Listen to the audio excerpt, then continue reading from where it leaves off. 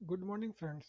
Date है आज की 13 दिसंबर 2023 और आज हम डिस्कस करने वाले हैं 13 दिसंबर के मोस्ट इम्पोर्टेंट करंट अफेयर्स। तो पहला सवाल है कि अनुच्छेद 370 को निम्नलिखित में से किस विधि द्वारा निरस्त किया गया है। तो इसका सही उत्तर है राष्ट्रपति का आदेश। 6 अगस्त 2019 को राष्ट्रपति के आदेश के तहत अनुच्छेद 370 को निरस्त कर दिया गया था। आपको पता होगा कि आर्टिकल 370 2019 में निरस्त कर दिया गया था, लेकिन इसे फिर से सुप्रीम कोर्ट में चैलेंज कर दिया गया था।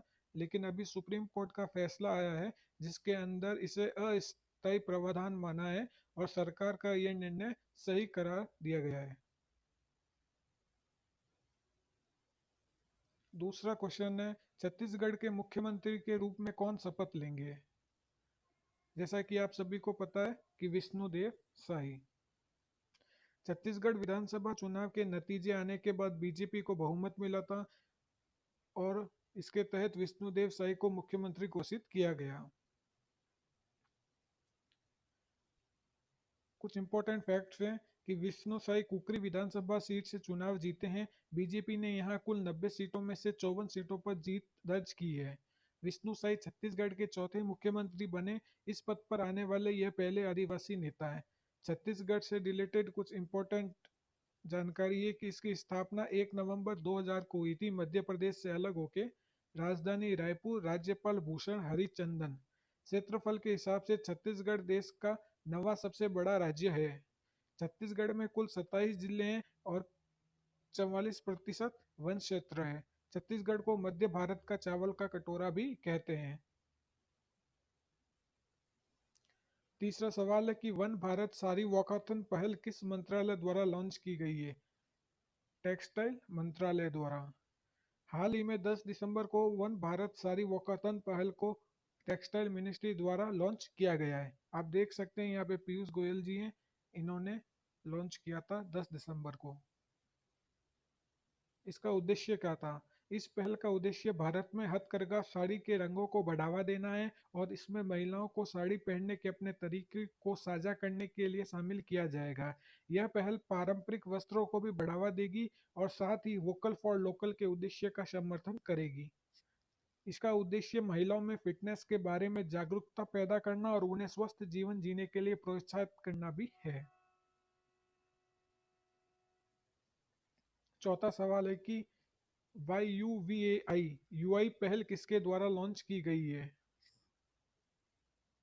तो इसका सही उत्तर है ऑल ऑफ द अबो, यानी कि national e governance division, mighty यानी कि ministry of electronics and information technology और इंटेल इंडिया, इन तीनों का संयुक्त रूप से इन्होंने चालू की है।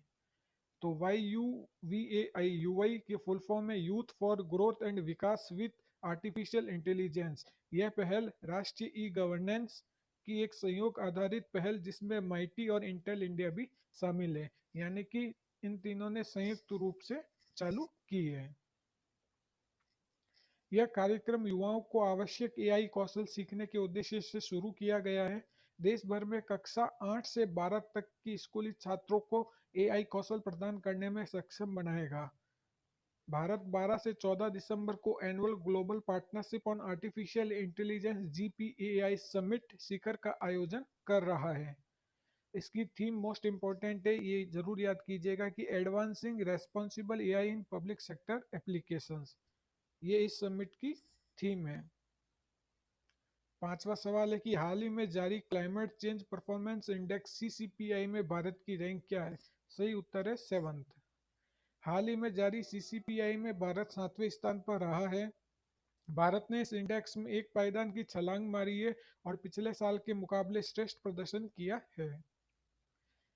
इसे लॉन्च कौन करता है। इसे जारी करने वाला है German watch, new climate institute और क्लाइमेट एक्शन नेटवर्क द्वारा साल 2005 से प्रकाशित किया जा रहा है। यह 63 देशों और यूरोपियन यूनियन, यानी कि इसके अंदर 63 देश प्लस एक यूरोपियन यूनियन के जलवायु संरक्षण प्रदर्शन पर नजर रखने के लिए एक स्वतंत्र निगरानी उपकरण है। इस रिपोर्ट में 63 देश एवं यूरोपियन यूनियन को शामिल किया गया है, जो मिलकर 90% ग्लोबल ग्रीन हाउस गैस का उत्सर्जन करते हैं। सीसीपीआई की यह रैंकिंग 4 श्रेणी और 14 संकेतक द्वारा जारी की गई है। तो ये थे आज के most important current affair. Hope आपको यह लेक्चर पसंद आया होगा और चैनल को सब्सक्राइब करें फॉर डेली करंट अफेयर्स।